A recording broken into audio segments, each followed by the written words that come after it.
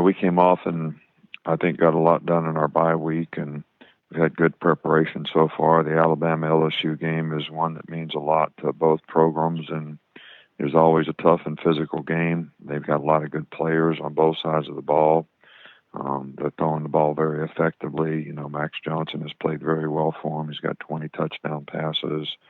Their defense does a great job with the pass rush, and they got a lot of good athletes that do a good job of covering.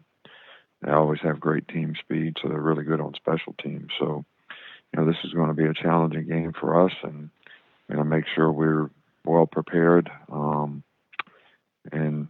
play. We're still trying to play our best football game, so that's something we want to keep working toward. For questions, press 10, and we'll begin with Bob Holt of the Arkansas Democrat-Gazette.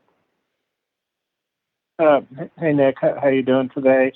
Hey, somebody a lot smarter than me tweeted about this, but when the playoff rankings were released Tuesday night, all four of the top four teams were you and then three of your former assistants on the 2015 staff, and then Lane Kiffin and Billy Napier were on that staff, and they're both ranked in the top 25 poll this year too. Just wondering, I know you've had a lot of great assistants, a lot of great staffs, but looking back, when you think about these rankings, what do you think about that, and just how good a staff that was you put together?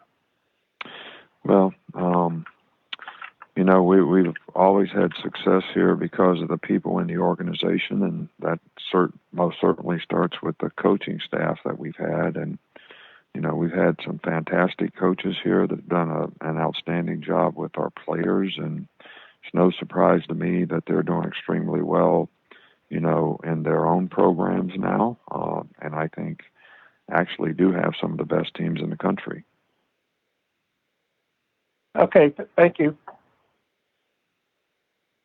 Next is Steve Moulton of WZZN. Coach, hope you're doing well today. Good, thanks. Leadership. I've heard you talk quite a bit over the years about leadership, of how important is developing that leadership throughout a year, and where do you think you stand heading into the kind of final third of this regular season, Coach?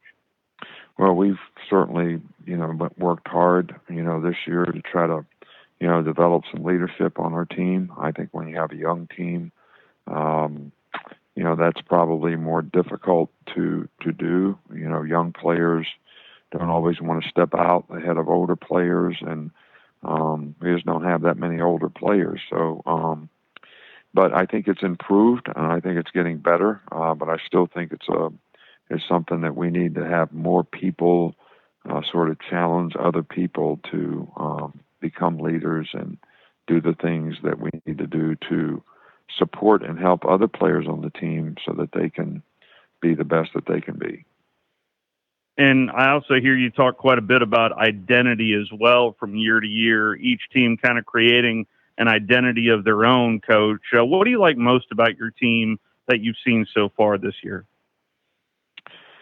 Well, I think our team has played extremely well at times, but I also think that we've been a little inconsistent. So, hopefully we can build on the identity of consistency and performance as being, something that is going to be necessary for us to finish the season the way we'd like to. Thank you, Coach. If there are any other questions for Coach, please press 10.